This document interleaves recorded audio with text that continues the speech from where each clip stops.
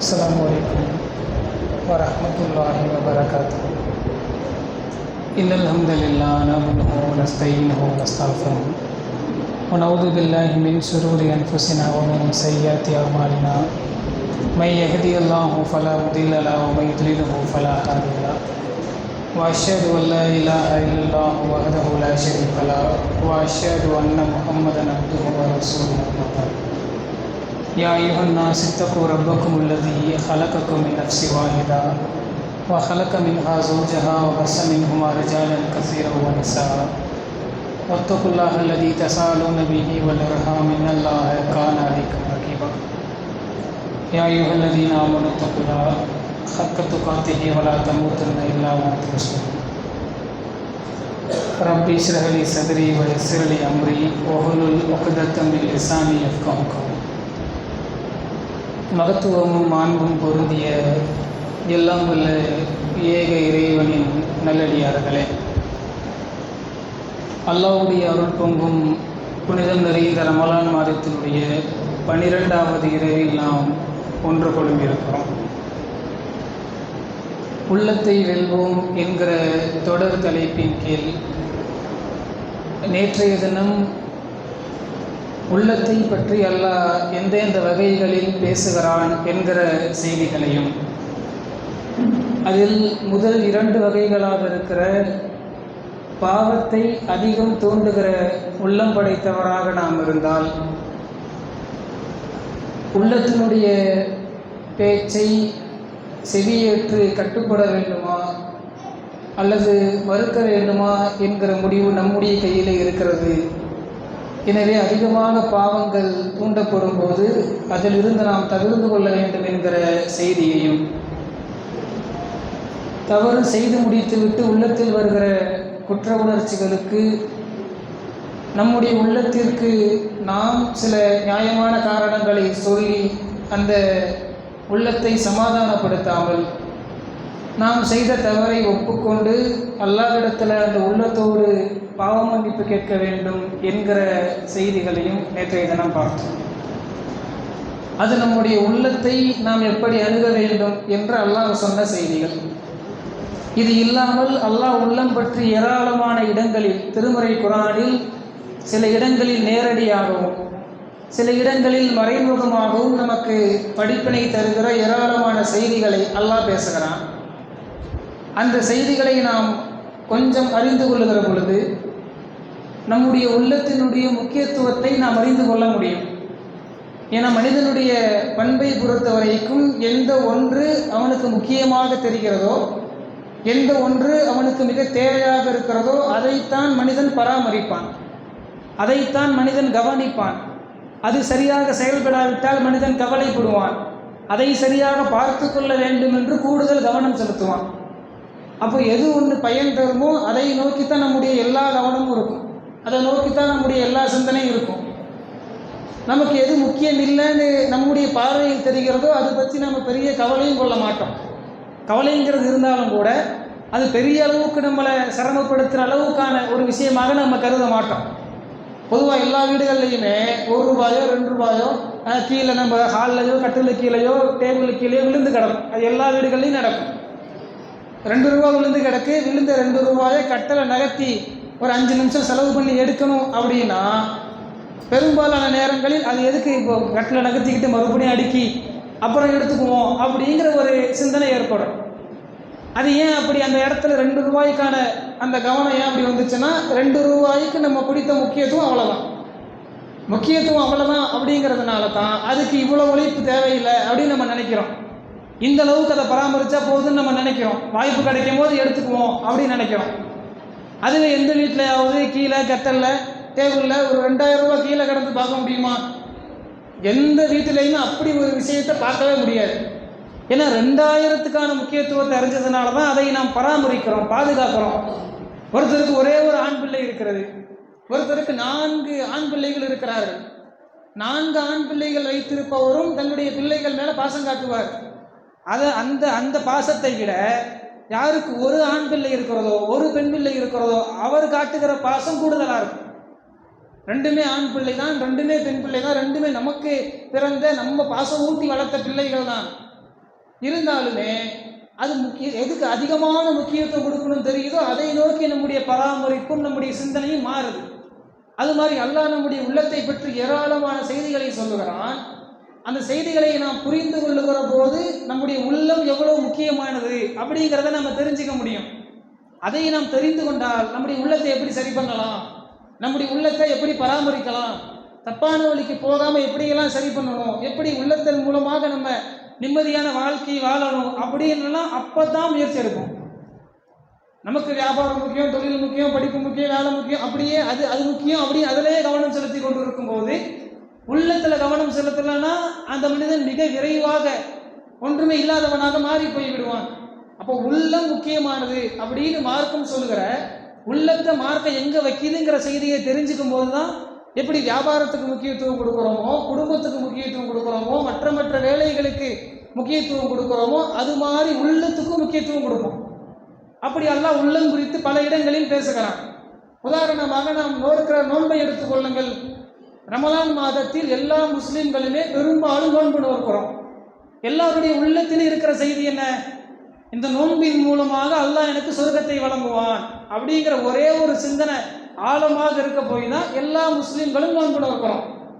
அல்லாஹ் இந்த நோன்புக்கு பல நன்மைகளையும் சொல்லி காட்டுகிறான். ரையான் என்கிற சொர்க்கத்தை வழங்குவதாக சொல்லுகிறான். யார் ஒரு நோன்பு நோக்கிறாரோ அவருடைய முகம் நரகத்திலிருந்து 70 ஆண்டுகள் தூரமாக்கப்படுகிறது என்று அல்லாஹ் சொல்லுகிறான். அதுபோல நபிகளார் அல்லாஹ் சொல்லுவதாக சொல்றாங்க, இந்த ரமலான் மாதம் என்பது நோன்பு என்பது எனக்குரியது, நான் சொந்தக்காரன், அதனால இந்த ரமலானுக்கு நோன்புக்கு நான் கூலி வழங்குவேன் என்று அல்லாஹ் சொன்னதாக சொல்றாங்க. மற்ற வேலைகளுக்கு அல்லாஹ் மலக்கை நியமிச்சு அந்த மலக்கு கூலி கொடுப்பாங்க. நம்ம செய்கிற ஒவ்வொரு வேலைக்குமே மலக்கு கூலி கணக்கை எழுதுவாங்க அல்லாஹ்வுடைய கட்டளை இப்படி. ஆனால் நோன்பை பொறுத்த வரைக்கும் அல்லாஹ் அப்படி எந்த ஆளை நியமிக்கவே இல்லை. அல்லாஹ் டைரக்டாக கண்ட்ரோலை எடுத்து எனக்காக என்னுடைய அடியான் நோன்பு நோற்றால் அந்த நன்மையை நானாக அவனுக்கு எழுதுவேன் அப்படின்னு ஒவ்வொருவருடைய ஈமானுக்கு ஏற்ப அவருடைய அமல்களுக்கு ஏற்ப அந்த நன்மைகளை அல்லாஹ்வே நேரடியாக கொடுக்குறான். ஒரு நிறுவனத்தில் வேலை பார்க்கும்போது டைரக்டாக நம்ம அக்கௌண்ட்டில் சம்பளத்தை போட்டு வர்றது எப்படி? நம்மளை மேனேஜ்மெண்ட்லேருந்து கூப்பிட்டு உங்கள் அப்படியே சிறப்பிச்சு நம்மளை நீங்கள் பண்ண வேலை அல்ஹம்துலில்லாஹ் சூப்பரான வேலை அப்படின்னு நம்மகிட்ட சம்பளத்தை கையில் கொடுத்து நம்மளை கௌரவிக்கிறது எப்படி? அந்த மாதிரியான ஒரு விஷயத்தை தான் அல்லாஹ் நமக்கு நேரடியாக நமக்கு கூலியை வழங்குவதாக சொல்லி காட்டுகிறான். இப்படி பல கூலிகள் இருக்கு. எல்லாருமே சொர்க்கத்தை எதிர்பார்த்து நோன்பு நோக்கிறோம். உண்மையில் சிந்தித்து பாருங்கள், நாம் நோக்கிற நோன்புக்கும் அந்த நோன்புக்கு அல்லாஹ் கொடுப்பதாக சொல்லுகிற சொர்க்கத்திற்கும் இடையில எவ்வளவு இடைவெளி இருக்கு. உண்மையிலே நோன்புக்கு சொர்க்கம் அப்படின்னு பார்த்தா நம்ம செஞ்ச வேலையை விட அல்லாஹ் கொடுக்கிற கூலி ரொம்ப பெருசு. ரமலான் மாதத்தில் நாம் அதிகமாக என்ன செய்கிறோம்? உண்ணாமல் இருக்கிறோம், பருகாமல் இருக்கிறோம், வீணான காரியங்களில் இருந்து தவிர்த்து கொள்ளுகிறோம், அல்லது நம்முடைய உணர்ச்சிகளை கட்டுப்படுத்துகிறோம். இவ்வளவுதான். இதுக்கு அல்லாஹ் சொர்க்கத்தை கொடுக்கலாம் அப்படின்னு நினைச்சு பார்த்தா இந்த விஷயம் ரொம்ப சின்ன விஷயம். சொர்க்கங்கிறத இன்பத்தை நம்ம நோன்புக்கு கம்பேர் பண்ணா நோன்புக்கும் அல்லாஹ் கொடுக்குற சொர்க்கத்துக்கு இடையில மருவுக்கும் மலைக்குமான ஒரு பெரிய வேறுபாடு. அப்படி இந்த சின்ன வேலைக்கு எல்லாம் எவ்வளவு கொடுக்குறான்? லாஜிக்கா யோசிச்சு பார்த்தா சொர்க்கத்துக்கும் நம்ம வாங்க போற கிஃப்ட்டுக்கும் நம்ம செய்யற வேலைக்கு சம்பந்தமே இல்லை. 8ஆம் கிளாஸ் படிச்சா கலெக்டர் ஆகலாம் அப்படின்னா உலகத்துல எவ்வளவு கேலியான ஒன்றாக பார்ப்போம், அது மாதிரியான ஒன்றாக நமக்கு தோன்றும். அதுபோல ரமலான் நம்ம பெரிய தியாகங்கள் ஒன்றும் செய்யவும் இல்லை. இன்னும் யோசிச்சு பாருங்க, உணவை தியாகம் செய்வதாக நாம் சொல்லுகிறோம், பானத்தை தியாகம் செய்வதாக நாம் சொல்லுகிறோம். நீங்க வேற ஆங்கிள் யோசிச்சு பாருங்க, சாப்பிட்ற நேரத்தை உள்டாவா மாத்தி போட்டு வச்சிருக்கோம், அவ்வளவுதான். ரமலானில் வழக்கமா எவ்வளவு சாப்பிட்றோமோ அதே அளவு சாப்பிட்றோம், வழக்கமா எவ்வளவு தண்ணி குடிக்கிறோமோ அதே அளவு தண்ணி குடிக்கிறோம். சாப்பிட்ற நேரம் தான் இங்க மாறி இருக்கே தவிர ரமலானுக்கு முன்னே என்ன சாப்பிட்டோமோ அதே தான் ரமலானுக்கும், ரமலானுக்கு முன்னாடி என்ன பருகணுமோ அதே தான் ரமலானுக்கும். இன்னும் கூடுதலாக சொல்ல போனால் மற்ற சமுதாயங்களில் இருப்பதை போல முஸ்லீம்களுக்கு ரமலான் மாதம் ஒரு உணவு திருவிழாவை போல பார்க்கப்படுகிறது. மற்ற நாட்களில் சாப்பிட்றதை விட சுவையான உணவை ரமலானில் தான் நாம் சாப்பிடுகிறோம். சாப்பாட்டை தியாகம் என்று நாம சொல்றோம், ஆனா ரமலான்ல தான் நல்ல டேஸ்டான உணவுகளை சாப்பிட்றோம். அப்ப இப்படி நம்ம செஞ்ச தியாகத்தை கம்பேர் பண்ண ரொம்ப கம்மி, அல்லாஹ் கொடுக்குற கூலியை பார்த்தா ரொம்ப அதிகம்.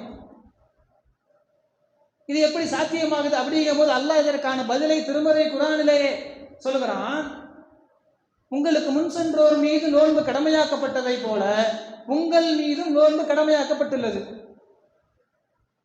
குத்திப அலைக்கும் சியாம் கமா குத்திப அல்லதீன மின் கபலிக்கும். எதற்காக தெரியுமா? லஅல்லக்கும் தத்தக்கும், நீங்கள் இறையச்சம் பெறுவோராக இதன் மூலம் ஆக முடியும். அப்போ நம்ம சாப்பிடாம இருக்கிறதுனால, தாகிச்சு இருக்கிறதுனால மட்டுமே ரமலானுடைய பயனை அடைந்ததாக நாம் சொல்ல முடியாது.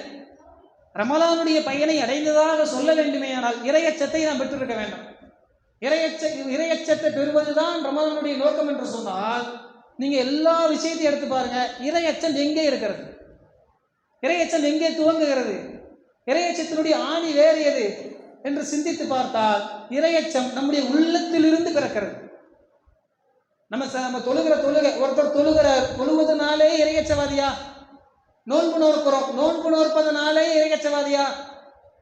ஜக்காத் செய்கிறோம், தர்மம் செய்கிறோம், ஹஜ்ஜுக்கு போகிறோம், அதனாலே இறையச்சவாதின்னு சொல்ல முடியுமா?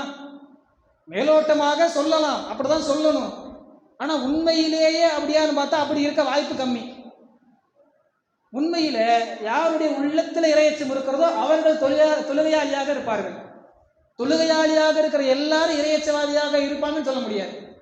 உள்ளத்தில் இறையச்சம் இருப்பவர்கள் நோன்பு நோற்பார்கள். நோன்பு நோக்கிற எல்லாரும் இறையச்சவாதின்னு சொல்ல முடியாது.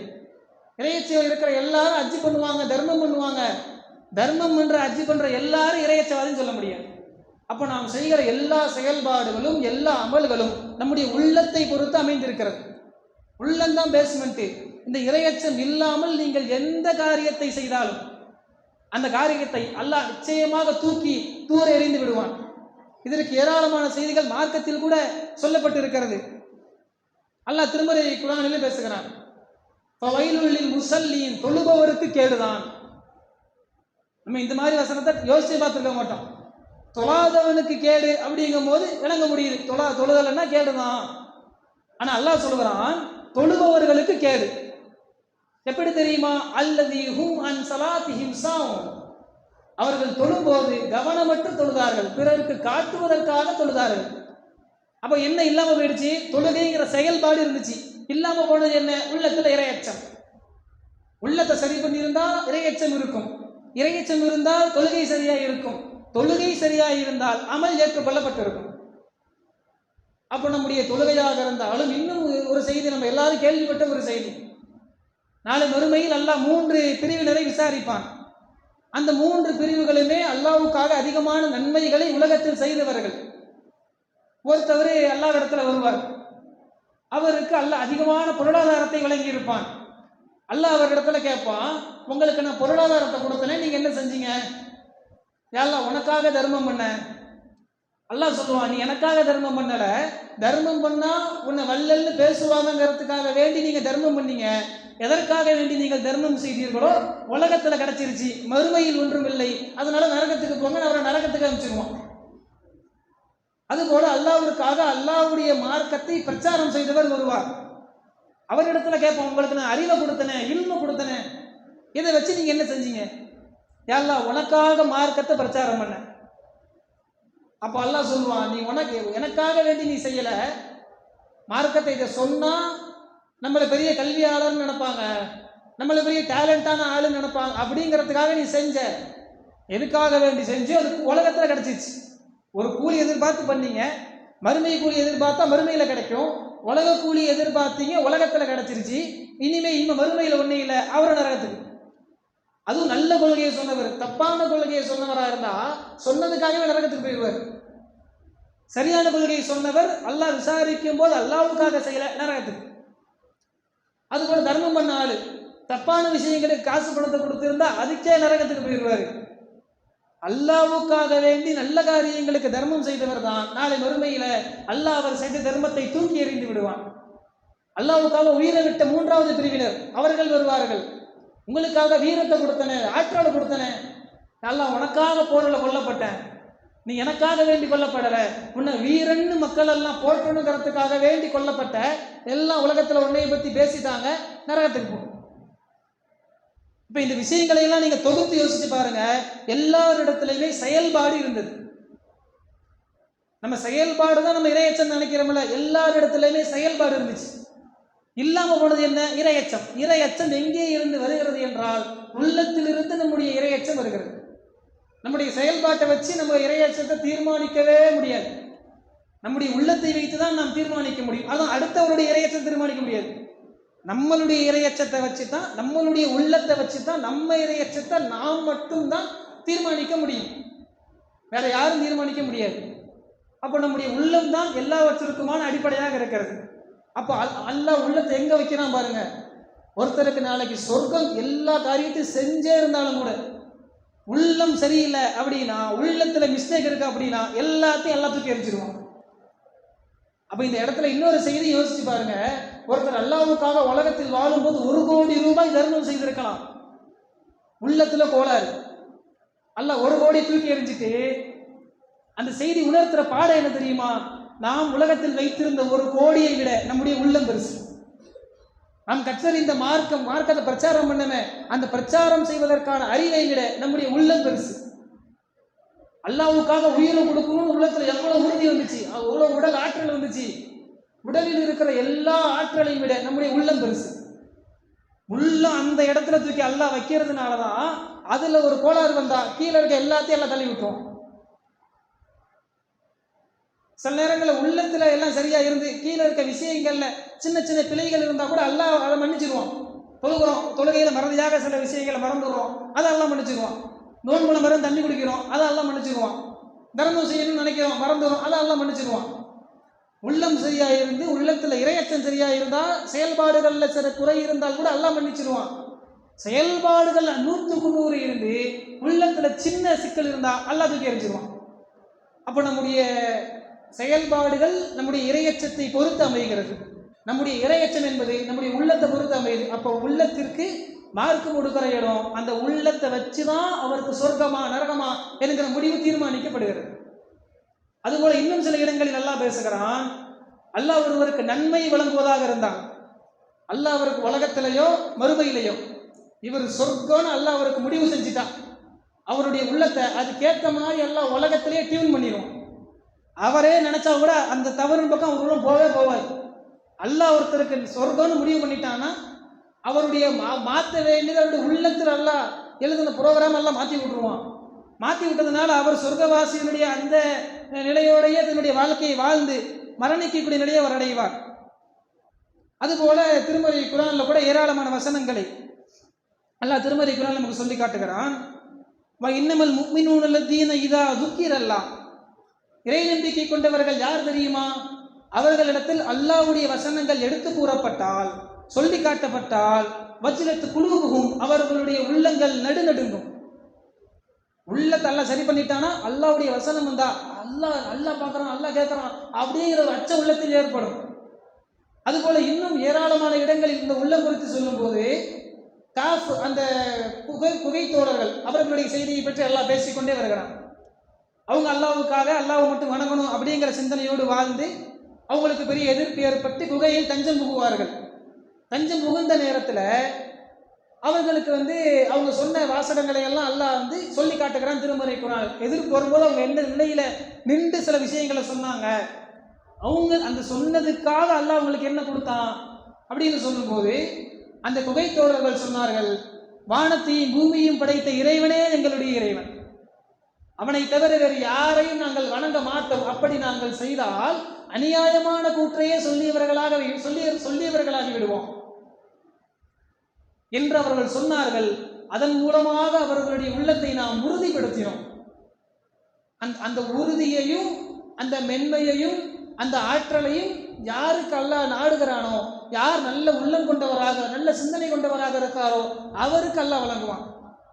இன்னொரு இடத்துல அல்லாஹ் சொல்றான், அல்லாஹ்வுடைய வசனங்களை எல்லாம் சிந்தித்து இந்த வசனங்களை அல்லாஹ் நமக்கு வழங்கி இருக்கிறான், ஒன்றுக்கொன்று முரண்படாமல் வழங்கி இருக்கிறான், இதற்கு முன்னால் வழங்கிய வேதங்களோடு ஒத்துப்போகிற வசனங்களை அல்லாஹ் வழங்கி இருக்கிறான் என்று யார் எண்ணுவாரோ அந்த எண்ணத்தின் காரணமாக அவருடைய உள்ளமும் அவருடைய தோளும் மென்மையாகிவிடும். அதை நினைக்கிறதுனால மட்டும் இல்லை, அதை நினைக்கிறாருன்னா உள்ளத்துக்குள்ள குர்ஆனுக்குள்ள அந்த மேட்ரு இருக்குன்னு அர்த்தம்.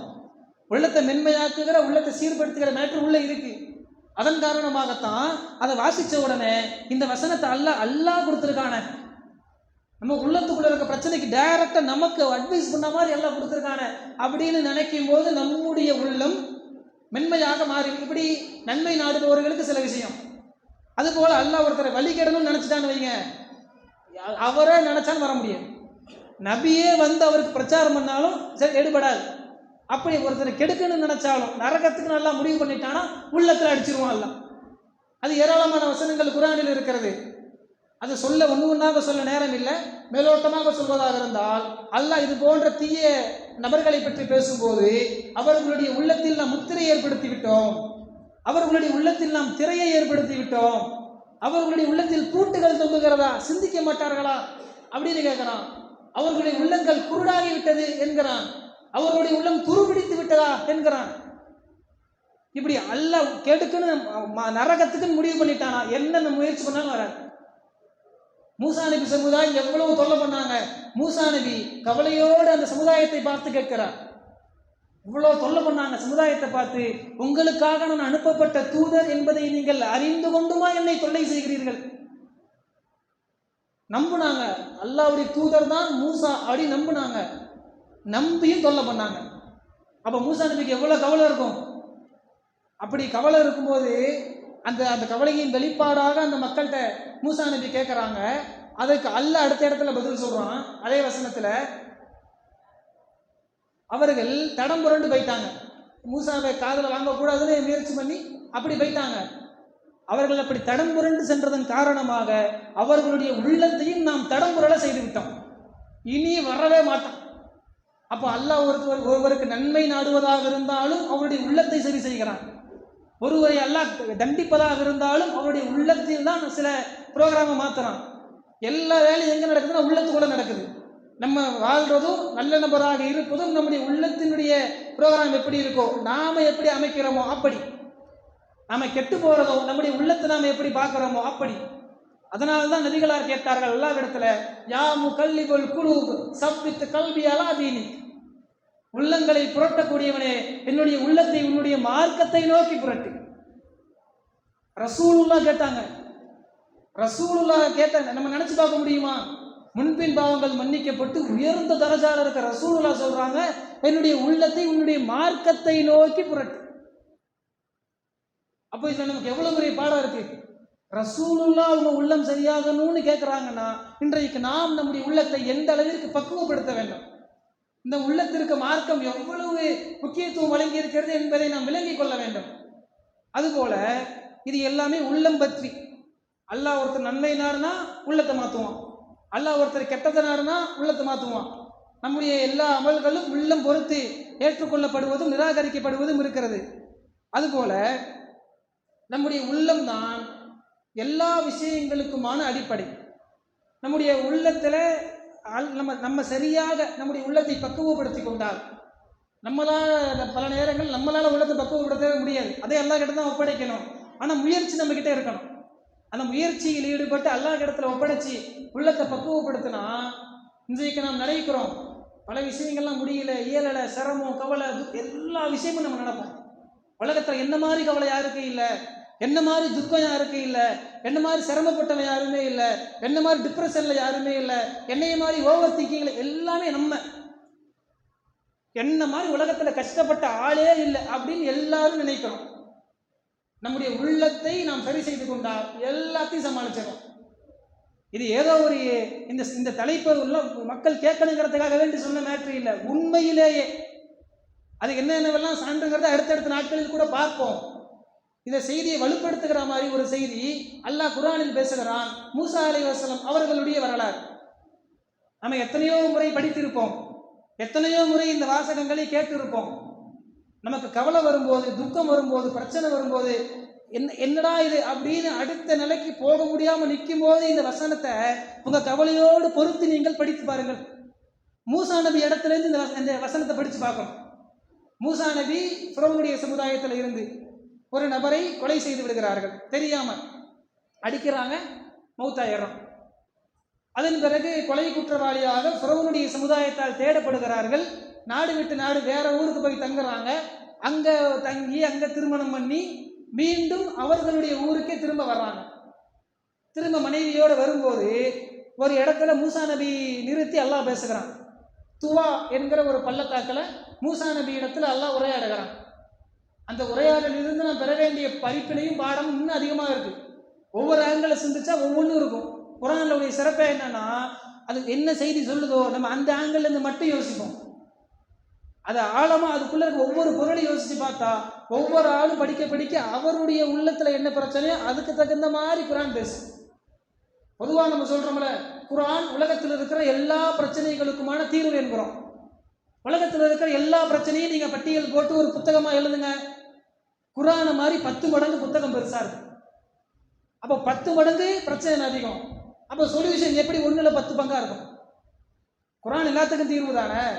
இப்போ பிரச்சனை 10 மடங்கு பெருசுன்னா குர்ஆன் அதை விட 10 மடங்கு பெருசா இருக்கணும்ல. ஆனா குர்ஆன் பிரச்சனையை விட 10 மடங்கு சின்னதா இருக்கு. எப்படி சின்னதா இருக்கு? அது ஒவ்வொரு வசனத்திலையும் 2 விஷயம் 3 விஷயத்துக்கான தீர்வை அல்லாஹ் சொல்லியிருப்பான். குர்ஆனுடைய சிறப்பே அதுதான். அப்போ எந்த விஷயத்தையுமே அந்த கருத்தோடு மட்டும் படிக்காமல் நம்முடைய வாழ்க்கையோடு பொருத்தி குர்ஆனை நாம் வாசிக்க துவங்கும் போது ஏராளமான விஷயங்களை கற்றுக்கொள்ள முடியும். அதிலே ஒரு செய்தி, மூசா நபி இடத்துல அல்லாஹ் சொல்லுகிறான், நீங்கள் ஃபிரௌன் இடத்துல செல்ல வேண்டும். ஃபிரௌன் இடத்துல போய் நீங்க இஸ்ரவேல் மக்களை விடுவிக்கணும், அல்லாஹ்வை வணங்கணும் அப்படிங்கிற செய்திகளை எல்லாம் நீங்க ஃபிரௌனுக்கிட்ட போய் நீங்க சொல்லுங்க அப்படின்னு அல்லாஹ் மூசா நபிக்கு கட்டளை எடுக்கிறான். மூசா நபி உள்ளத்துல ஒரு பெரிய கவலை ஏற்படுது. ஃபிரௌனை பார்க்க போகணும் அப்படிங்கிற நினைக்கும் போது ஒரு பெரிய கவலைக்கு ஆட்படுகிறார்கள். ஏன்னா அந்த ஃபிரௌன் சமுதாயத்தால தான் தேடப்படுறாங்க. ஃபிரௌனுடைய பார்வையிலிருந்து பார்த்தா மூசா நபி ஒரு கொலை குற்றவாளி. அந்த சமுதாயத்துக்கிட்ட போய் ஃபிரௌன் அரசவைக்கு போய் நின்றாலே மூசா நபியை கொன்றுவாங்க. அந்த மாதிரி சூழல். அங்க போய் நின்று ஃபிரௌனுக்கு எதிரான சில செய்திகளை பேச வேண்டும் என்றால் எவ்வளோ கவலை, பயம் எவ்வளோ இருக்கும். ஃபிரௌன் அவனை தான் இனிமேல் வாழ்க்கையில பார்க்கவே கூடாதுன்னு நினைச்சவன் அவன்கிட்ட போய் அல்லாஹ் நிற்க சொல்றானே, அப்படி உள்ளத்துல எவ்வளோ பயம் வரும், எவ்வளோ சிக்கல் வரும். ஃபிரௌனுக்கிட்ட போனா அவன் தன்னை கடவுள் என்று சொல்லி கொண்டு இருக்கிறான். சாதாரண ஒரு சிஎம்மா இருக்கிற ஒரு கவுன்சிலா இருக்கவே என்ன பேச்சு, தன்னை கடவுள்னு சொல்றான். அவன் எவ்வளோ பேசுவான், அவன் எவ்வளோ ஆற்றல் மிகுந்தவனாக இருப்பான், அதிகாரம் படைத்தவனாக இருப்பான். அப்படிப்பட்ட ஒருத்தன்ட்டு போய் அவனுடைய ஆளையை கொண்டுட்டு அவன் முன்னாடி நின்று அவனுக்கு எதிராக சில விஷயங்களை பேசுவதாக இருந்தால் மூசா நபிக்கு உண்மையிலேயே ஒண்ணுமே விளங்கலை. அந்த இடத்துல அவங்களுடைய ஒருவர் இயலாமையா சொல்றாங்க, எல்லாம் எனக்கு நாக்கு பேச வராத, எனக்கு முடியாது, அந்த பிரச்சனை இந்த ஒண்ணாக சொல்றாங்க. அல்லாஹ் பாம்பை போடுங்கிறான். பாம்பை பார்த்த உடனே ஓட்டம் எடுக்கிறார்கள், திரும்பி பார்க்காம ஓடுறாங்க மூசா நபி. அப்போ எவ்வளவு ஒரு பயம், எவ்வளவு ஒரு அச்சம், ஃபிரௌனை சந்திக்க போறோம் அப்படிங்கும் போது அந்த மாதிரி இடத்துல நம்மளை வச்சு நீங்க யோசிச்சு பாருங்க. அடுத்து என்ன பண்றதுன்னு தெரியல, அடுத்து ஒரு பெரிய பிரச்சனை வரப்போகுது, அந்த பிரச்சனையை எப்படி சமாளிக்கிறது அப்படின்னு நமக்கு தெரியல. கிட்டத்தட்ட மூசா நபி அதே இடம் தான். அடுத்து வரப்போற பிரச்சனையை சரி பண்றதுக்கான சொல்யூஷன் தெரியல, வழி தெரியல. நம்மளை விட, நம்முடைய பலத்தை விட, நம்ம பொருளாதாரத்தை விட, நம்ம செல்வாக்கை விட வரப்போற பிரச்சனை பெருசு, எதிர்கொள்ள போற ஆள் பெருசு. நமக்கு எந்த அதிகாரமும் இல்லை, ஆற்றலும் இல்லை. அடுத்த நாள் என்ன ஆகும் தெரியல. அந்த நிலையில் நாம் இருக்கிறோம். நம்ம என்ன துவா கேட்போம் அல்லாஹ் கிட்ட? நாளைக்கு ஒரு ஆள்கிட்ட 10 லட்சம் கடன் வாங்கியிருக்கோம், நாளைக்கு காலையில் 8 மணிக்கு 10 லட்சத்துக்கு கொடு அப்படின்னு கேட்பேன். வீட்டு வாசல்ல வந்து நிற்பேங்கிறாரு, இல்லை வேலை பார்க்குற ஆஃபீஸில் வந்து கேட்பேங்கிறாரு. வீட்டுக்கு வந்தா ஆஃபீஸுக்கு வந்தா மாணவெல்லாம் போயிடுமே அப்படின்னு கவலை. அடுத்த நாள் விடியாமல் இருந்துருமா, அடுத்த நாள் கூட மௌத்தாயிர மாட்டோமா, இப்படி எத்தனை சிந்தனை வருது. அப்படி நம்ம கேட்டா என்ன கேட்போம்? யா அல்லாஹ் நாளைக்கு 10 லட்சங்கிறான், எப்படியாவது எனக்கு 10 லட்சத்தை ரெடி பண்ணி கொடுத்துரு அப்படின்னு கேட்போம். இல்லை யா அல்லாஹ் அவன் எப்படியாச்சும் நாளைக்கு அவனுக்கு ஏதாச்சும் ஆயம் வராமையாச்சும் போயிருட்டுமே அப்படிமோ. ஆனா அது மாதிரியான ஒரு இடம் தான் மூசா நபி நிற்கிறாங்க. நாளைக்கு நடந்தா என்ன ஆகும் தெரியல. அப்போ மூசா நபி அல்லாஹ்விடத்தில் பிரார்த்தனை செய்கிறார்கள், ரப்பி இஸ்ரஹ்லி சத்ரி, யா அல்லாஹ் என்னுடைய உள்ளத்தை விரிவுபடுத்து. அந்த இடத்துல நிற்கிறதுக்கும் அவங்க சந்திக்க போற பிரச்சனைக்கும் அவங்க கேட்கிற பிரார்த்தனைக்கும் லாஜிக்கா யோசிச்சு பார்த்தா சம்பந்தமே இல்லை. ஃபிரௌனை பார்க்க போற என்ன கேட்கணும்? எல்லாம் ஃபிரௌனை விட பெரிய அதிகாரத்தை கொடு, ஃபிரௌனுடைய ஆட்களின் படைகளை விட பெரிய பலத்தை கொடு, பெரிய பொருளாதாரத்தை கொடு, ஆற்றலை கொடு. இப்படித்தான் நம்ம இருந்தாலும் கேட்போம். ஆனா மூசா நபி கேட்டாங்க, ஃபிரௌனை எதிர்ப்பதாக இருந்தால் அந்த எதிர்ப்பு அன்றைய தினத்தோடு முடியாது. அவனை எதிர்த்தா ஒன்று அவனுடைய மௌத்து வரைக்கும் நம்ம எதிர்த்து போராடி கொண்டே இருக்கணும். பிரச்சனை வந்துக்கிட்டே இருக்கும், சிக்கல் வந்துக்கிட்டே இருக்கும். சிக்கலுக்கு என்ன சொல்யூஷனு மூசா நபிக்கு தெரியல. மூசா நபி உடனடியாக கேட்டது, என்னுடைய உள்ளத்தை விரிவுபடுத்து. கால ரப்பி ஷ்ரஹ்லி சத்ரி வயஸ்ஸிர் லி அம்ரி வஹ்லுல் உக்ததம் மின் லிசானி யஃப்கஹு கௌலி. யா அல்லாஹ் என்னுடைய உள்ளத்தை விரிவுபடுத்தி என்னுடைய வேலையை நீ எளிதாக்கு, நாவில் இருக்கிற முடிச்சுகளை அவிழ்த்து விடு அப்படின்னு மூசா நபி பிரார்த்தனை செஞ்சாங்க. அந்த இடத்துல நம்ம பெற வேண்டிய பாடம் என்ன தெரியுமா?